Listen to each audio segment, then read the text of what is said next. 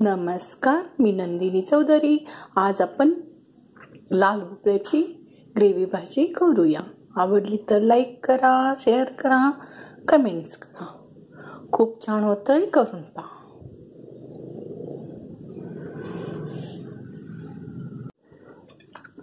एक मोठा कांदा किंवा मीडियम असले तर 2 कांदे घ्या। कोथिंबीरचं देठ असतं ना आपलं, हे घेतले मी। मिरची 3, खोबरं, ओलं खोबरं घेतले, वाळलं खोबरं घेतलं तरी चालेल। लसूण, आलं, 4 शेंगदाणे, टोमॅटो मोठे 2 टोमॅटो, लाल भोपळा, वरचं भोपळा साल काढून बारीक चिरून घ्या। मसाला लाल तिखट, मीठ चवीनुसार, गरम मसाला किंवा गोडा मसाला अर्धा टीस्पून धनजिरा पावडर आणि गूळ, हळद।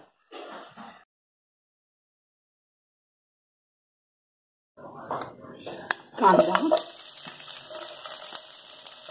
लसूण, आलं, कोथिंबीर आणि मिरची भाजून घेऊ।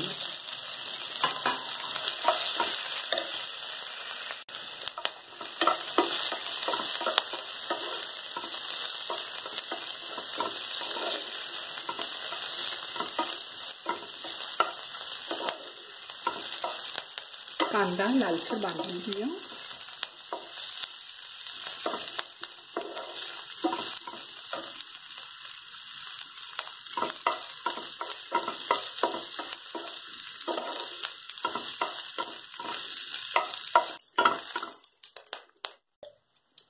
हे आपला कांदा लाल छान भाजला।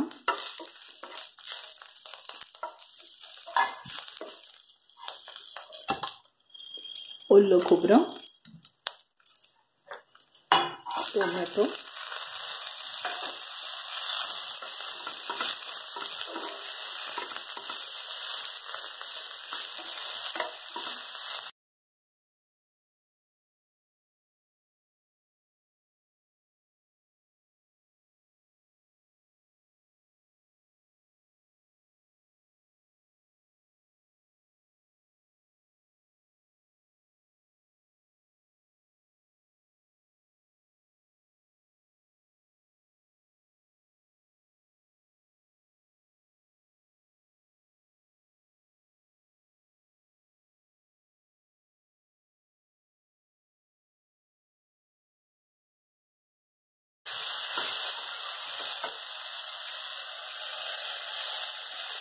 गूळ, धनाजिरा पावडर, गरम मसाला, मीठ, शेंगदाणे, मसाला तिखट आणि हळद।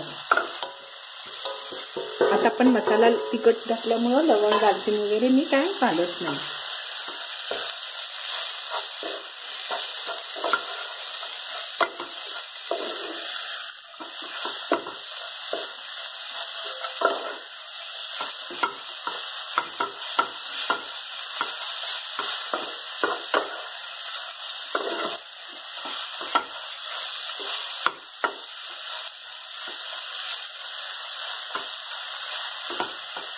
दोन मिनिट भाजून घ्या।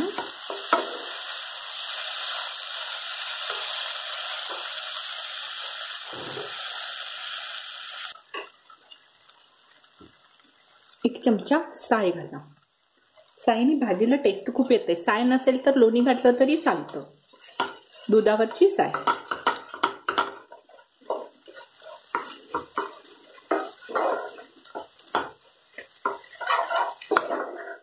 आता आपण हे गॅस बंद करा आणि आता आपण हे गार करून घेऊया आणि मिक्सरला बारीक करून घेऊया। आता आपलं हे ग्रेव्ही गार होईपर्यंत 1 चमचा तेल घाला, हिंगपूड। आता आपण हे चिरलेला भोपळा भाजून घेऊया।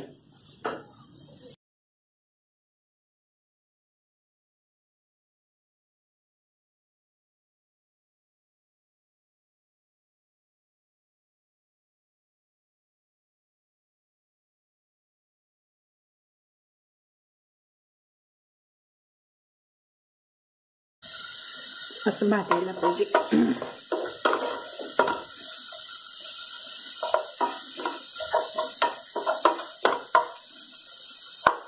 बघा हे छान भाजलं पण मऊ झालं. आता पण ही ग्रेव्ही मिक्सरला फिरवले.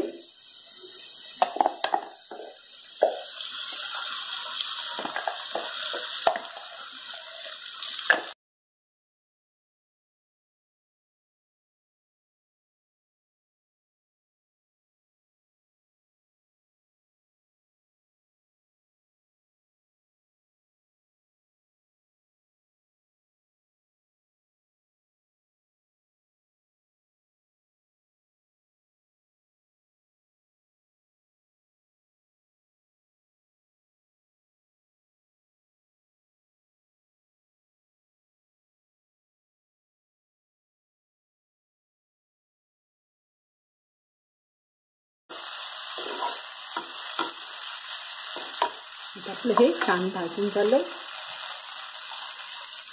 पाणी घाल.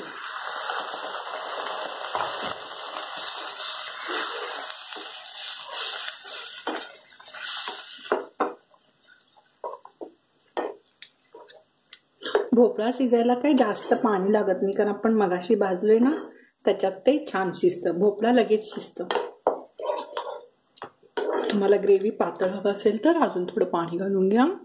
कट ग्रेव्ही आवडत असेल तर थोडंसं पाणी घाला, आणि जरासं पातळ ग्रेव्ही हवं असेल तर थोडंसं पाणी घालून घ्या.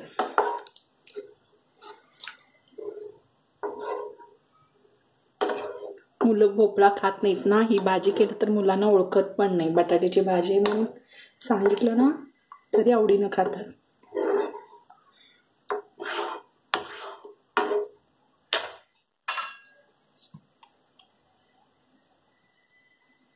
आता आपण एक वाफ आणून घेऊया.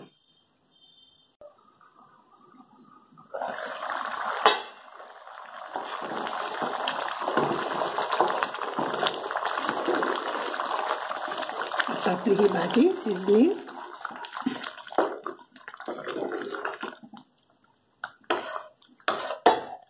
दोन मिनिट असंच झाकून ठेवूया.